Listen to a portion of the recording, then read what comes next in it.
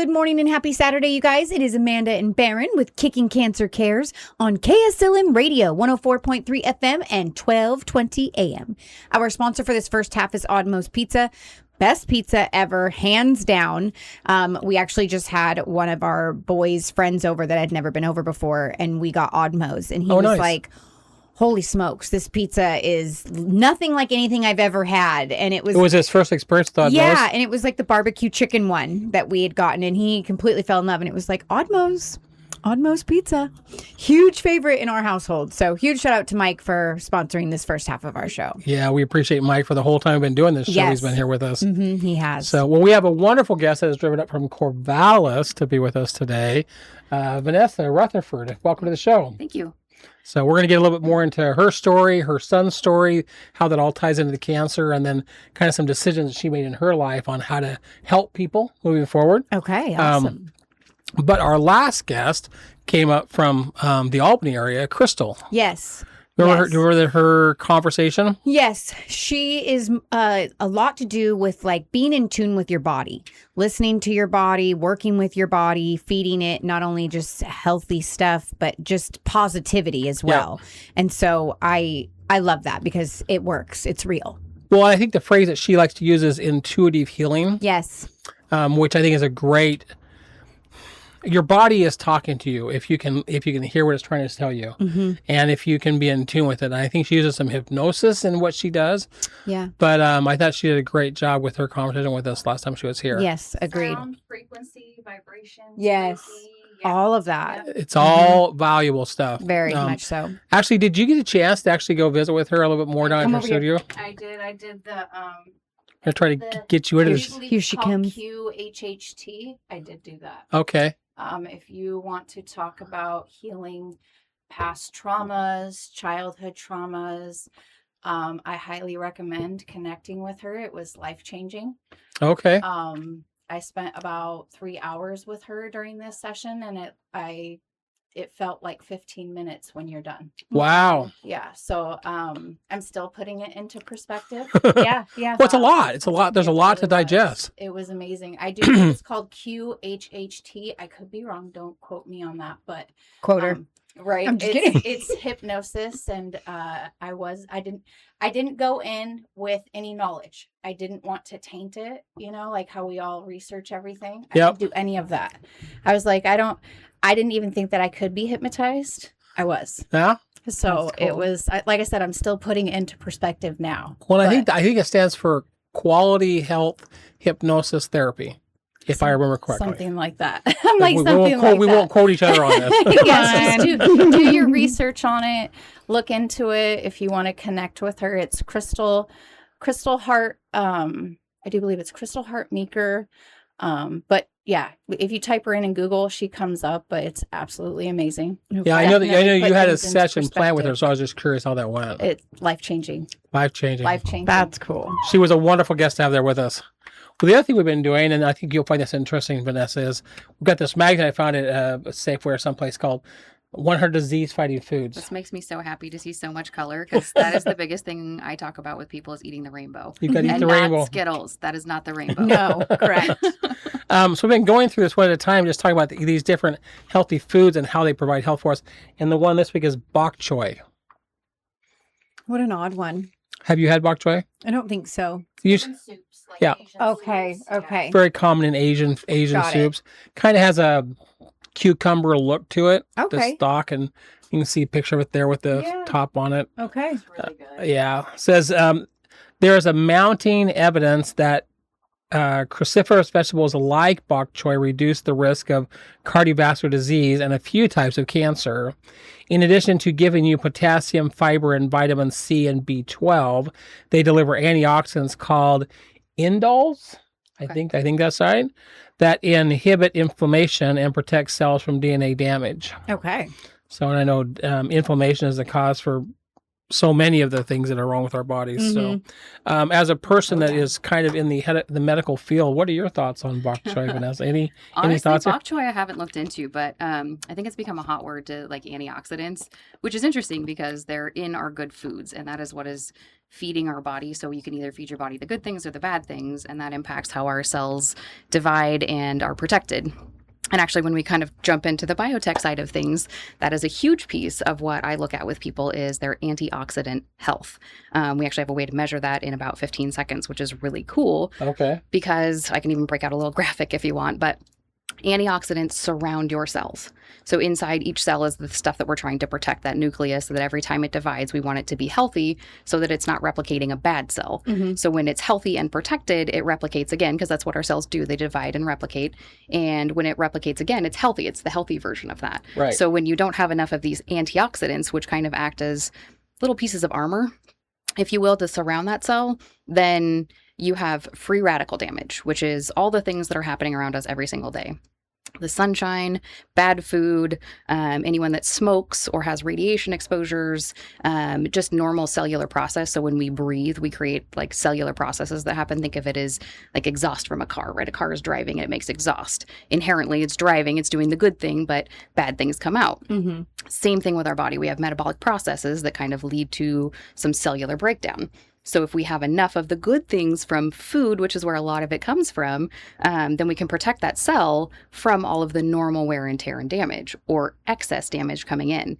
When that cell replicates poorly, that is inherently one of the causes of cancer, because now we're replicating bad cells. And cancer, in kind of a big picture, is your own cell replicating poorly or overproducing or some version of it not being correct. So food fights everything in a sense. Like, it is the backbone of what we should be doing for our health and not addressed near enough. And like you said, the fact that there's so many colors on here that we're eating the rainbow.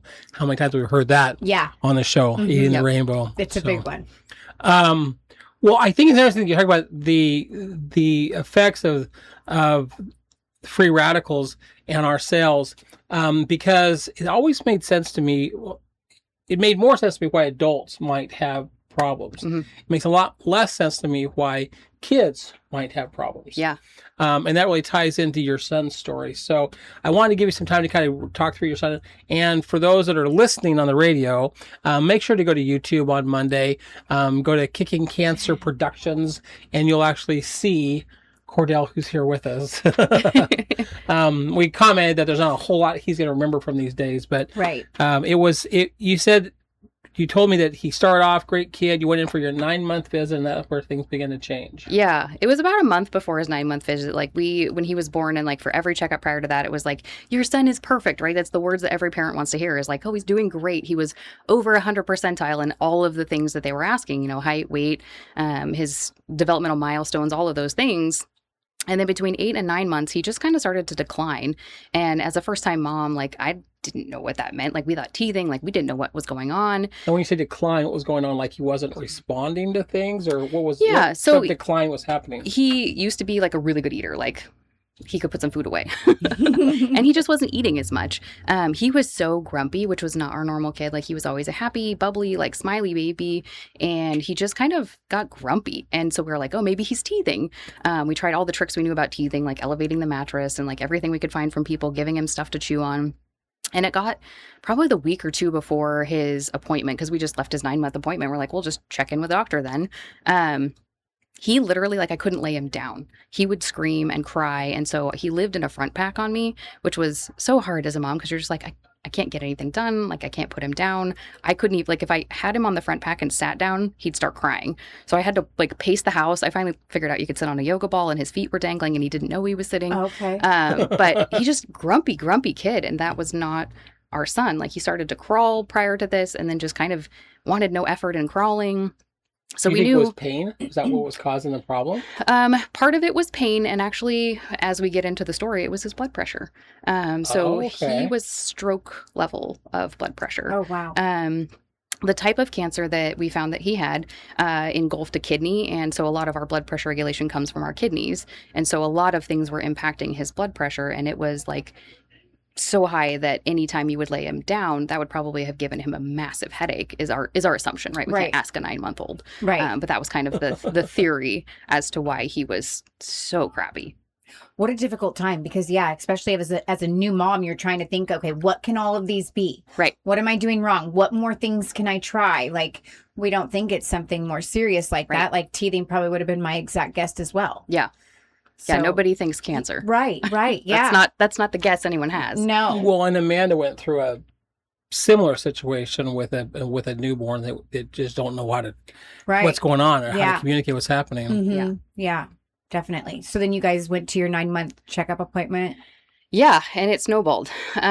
So I'm grateful we had a pediatrician who was willing to listen to us, because sometimes that's hard. Mm-hmm. And he was, we'll call him old school. I loved him dearly. He retired shortly after my son kind of got on the other side and was well, and he's like, I'm out. This is enough. I'm done. Right. Well, it was actually, ironically, he was my husband's pediatrician too. So he'd been in it a long time. Oh, funny. So he did a really good exam, and we don't typically do blood pressure on babies. And so that wasn't something that they were trying to do in the office, right? That's not something that you would do on a baby traditionally. We do that more now just as preventative measures, but we didn't catch the blood pressure issue. And he looked at me and he's like, well, I don't see anything, really wrong, but he has lost some weight. And he said, we'll feel his tummy, because that's, somewhere we always are looking. And he's like, but if you're, as a mom, you feel like something's not right, then let's dig farther.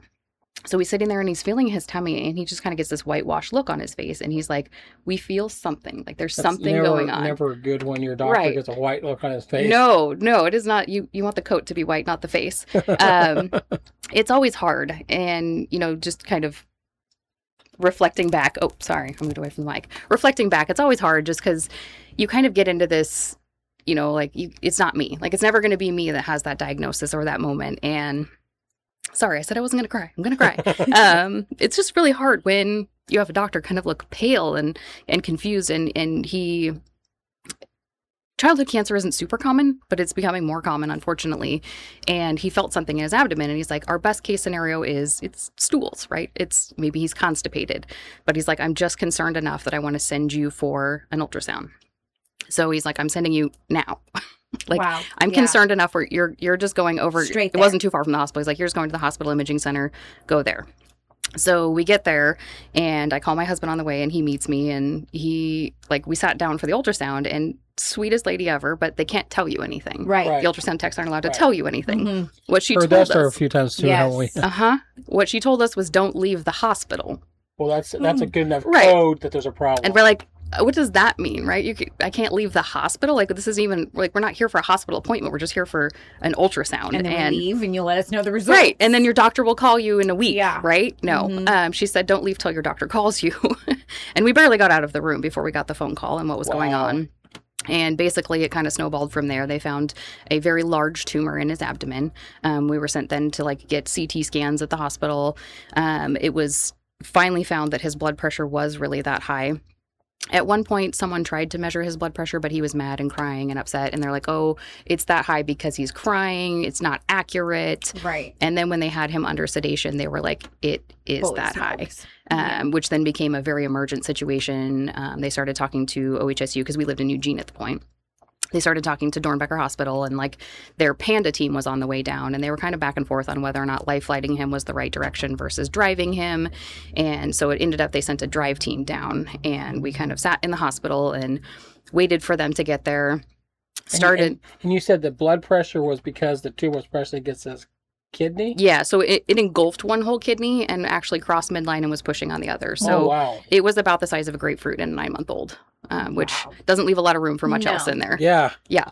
In a 9-month-old abdomen, you've got a big chunk of it. Yep. Half of it. About half of it. And so that was what a lot of was impacting his blood pressure was physical space. It comes from the adrenal gland areas where the tumor originates, which is where, again, there's some portion of that does blood pressure regulation. So just a lot of things that were against him for blood pressure. Okay. So yeah, that was kind of the emergent situation, was bringing that down because they were worried that he was going to stroke out. And so they started a bunch of medication and waited for the Panda team to get there. And I'll never forget, his pediatrician was amazing.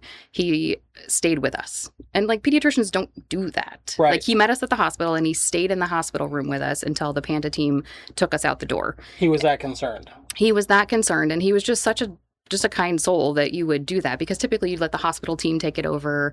Like, you wouldn't be the one there. And so he advocated for us the whole time, which was great because they didn't want to take him yet. They wanted his blood pressure down before they would actually put him in the ambulance. Okay. And they also told us we couldn't feed him because there was concern that there would, be imaging, which is right. Right. Like there'd be a reason not to feed him. But he was so tired and so upset because this 9-month-old baby had been through the rigmarole all day long, not been allowed to eat, just exhausted and in not great condition. And he finally looked at the Panda team and he's like, Mom's going to feed him. And we gave him like an ounce and he passed out. And he literally wow. He was so tired. He slept the entire drive all the way up to OHSU. Yep. Portland. Yep. He just passed out and didn't wake up since. Not in a bad way, just exhausted. And he eventually got frustrated with the Panda team because they were not wanting to take him until we could get his blood pressure down. And they're like, he said, nope, you're getting on the ambulance and you'll figure it out on the way because he's not doing anything here that's not improving. Right. So you need to take him where he needs to go. Yep. Yeah. Were there any, did anything happen on the drive from Eugene to Portland? We actually let the Panda team take him, and my husband and I got in the car behind them because we just needed a moment to figure out what in the world we're about to do. What's going on? And we knew he was safe and we knew he was with them.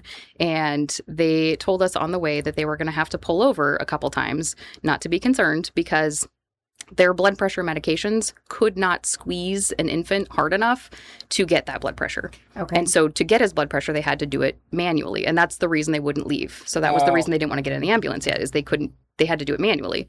And his doctor was like, you know how to do a manual blood pressure? And they're like, yeah. And he's like, go. And so the reason they had to pull over, it was too loud in the ambulance. So they had to pull over to a quiet spot so they could hear his blood pressure and then take off again. So they did it a couple times on the drive up till we got to Dornbecker. But that was the whole reason they wouldn't leave, is they're like, we have to be able to take his blood pressure and we can't with a machine. He's like, sounds like you can problem solve. Infants, because they're so small. Yep. Yeah. So it was a humbling and quiet ride up as we called a lot of family members, tried to figure out what was going on. And luckily, like I said, he slept like a baby. They said he didn't even wake up once. Okay.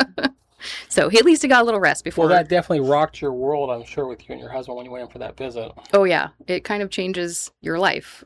Really quick. Really quick. Yep. It gives you a very interesting perspective on what a lot of families go through, whether it's an infant or, a parent or anybody, like the shock and awe of, like, it can't be me. Like, we're not going to have cancer. Everyone in our family is healthy. Yeah. So it was a very humbling experience, to say the least. There was a young man, remember Nolan DeHart, when he came in? There was a young man named Nolan DeHart that came in, and he had been diagnosed with blood cancer. Okay. And his mother said the same thing. It's like, this is what happens to somebody else. Right. Never, you're going to be the one that's going to be dealing with this. Yeah. So when you guys got up to OHSU, then what happened? We were admitted straight to the ICU because of the blood pressure issue and the concern. As the time unfolded, we basically ended up finding out he had stage 4 cancer. Okay. His bone marrow was about 98% cancerous from the scans that they could tell. They do what's called a MIBG scan, so it kind of looks at like how much cancer is in there. And his oncologist was like, well, he lit up like a Christmas tree. Wow. So it was pretty much everywhere. Was it because he was so small that it just took over so quick? It's just the different types of cancers and the way that they work. Some of them will metastasize and some won't. And so his had gone into the marrow and had metastasized. So there was additional cancer cells spread throughout the body.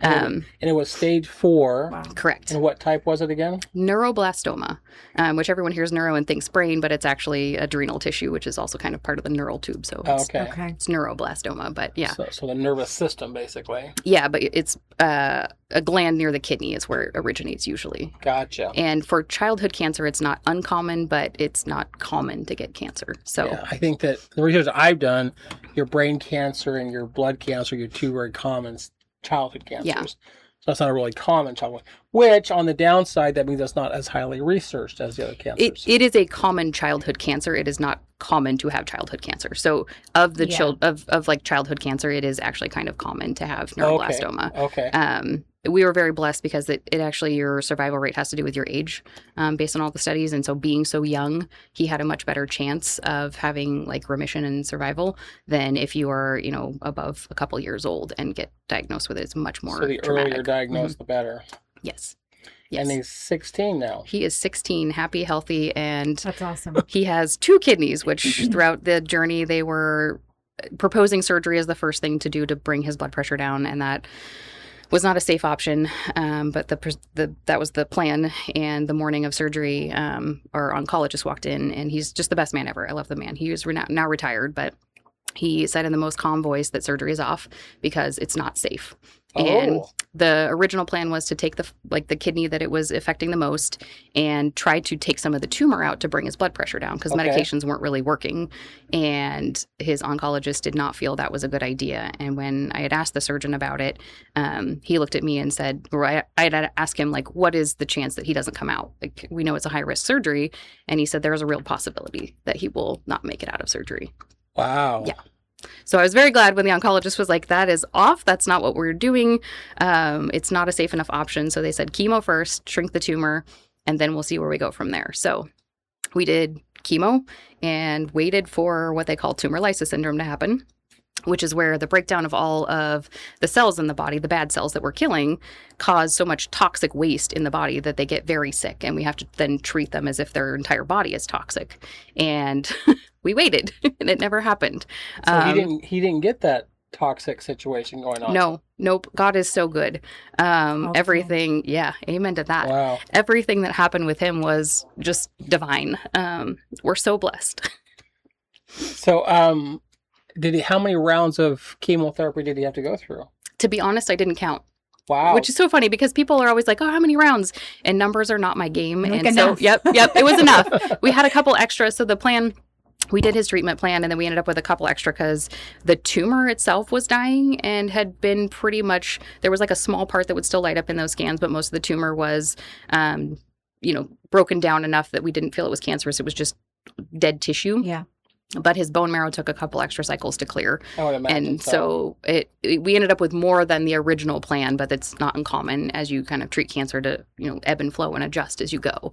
But he ended up being done. We started April 1st, which I cringe at the April 1st. Everyone thinks it's a joke. Like, And yeah. yeah. And I'm like, nope, it is not in my house. So April 1st, 2010? That sounds right. Yeah. Yep. Did you guys stay at the hospital the whole time because of his blood pressure? We spent weeks in the ICU. Yeah. It is hard to be in an ICU with kids all around you and seeing the experience that other parents are having. We spent some time on the cancer floor, but we had little breaks where we'd get to go home, or actually my husband's sister lived up in Portland, so we got to stay with her. Okay, nice. Which was nice because it was just a hop, skip, and a jump away versus having to come all the way back to Eugene. So we kind of in and out of the hospital for a bit, and the rest of it was kind of a wild ride. ICU was kind of the worst part of it.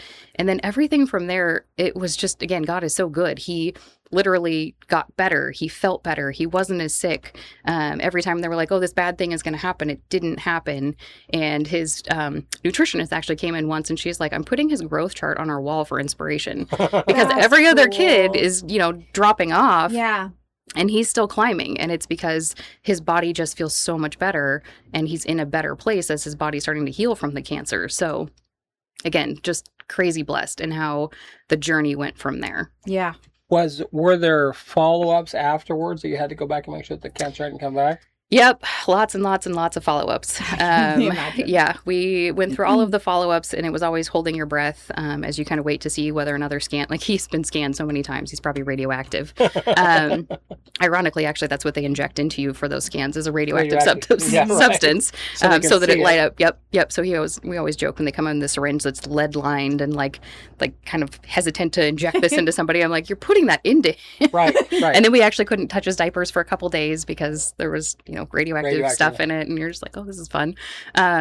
Which is kind of scary that we're putting something like that in the body. Right. To get rid of the poisons that are in the body. Right. Yep. And that's what's kind of driven my passion to look at health on the other side, right? Because we've done a lot of things to his body, and if we don't protect it on the other side, he's already at higher risk for cancer because he's been treated by chemotherapy. He's had cancer, and his body's already taken a lot of hits, but even, people who don't have cancer, like we need to protect our bodies in a different way because of those things that we're constantly exposed to, that we don't end up with more disease and illness down the way. Right. Yeah. Which is something we're going to get into the second half of the show is how this whole experience kind of catapulted you in a whole new direction in your life. It sure did. So we'll cover that in the second half of the Okay, show. perfect. Well, really quick before we go to break, I want to give a huge shout out to Mike from Oddmo's Pizza. Absolutely amazing pizza. Even if it's down to just their pepperoni pizza or cheese pizza, it is so good. And I love that they've got the cauliflower crust option. So if you're gluten-free or just maybe on a diet, cauliflower crust it is. Yeah. So thank you so much, Mike. Appreciate you. And we will be back in just a moment. Stay tuned.